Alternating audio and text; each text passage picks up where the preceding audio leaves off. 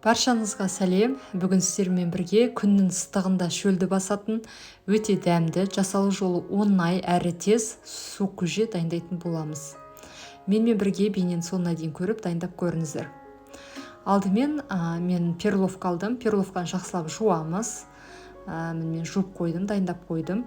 Содан кейін суық суға осы перловканы салып, дәміне қарай тұз қосып, жақсылап араластырып, отты қосамын. Яғни жоғарғы отты қайнағанша пісіремін. Содан кейін қайнаған су қосамын. Қайнайтын кезде көбік шығады. Міндетті түрде көбігін алып тастаңыздар. Барлық көбігін алып тастайсыздар.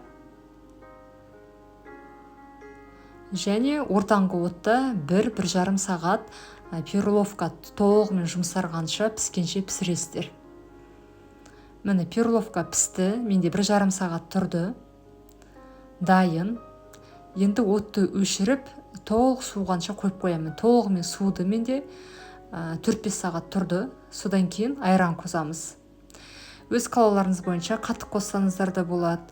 Бірақ мен айран қостым. Айран қосқаннан кейін жақсылап араластырамын. Дайын суық көжені арнайы бөтелке, банкілерге құйып, тоңазытқышқа салып қойсаңыздар болады.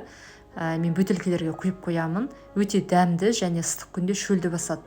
Осы бейнедегі суық көжені дайындасаңыздар, комментарий бөлімінде бөлісіп, лайк басып, каналыма тіркелуді ұмытпаңыздар.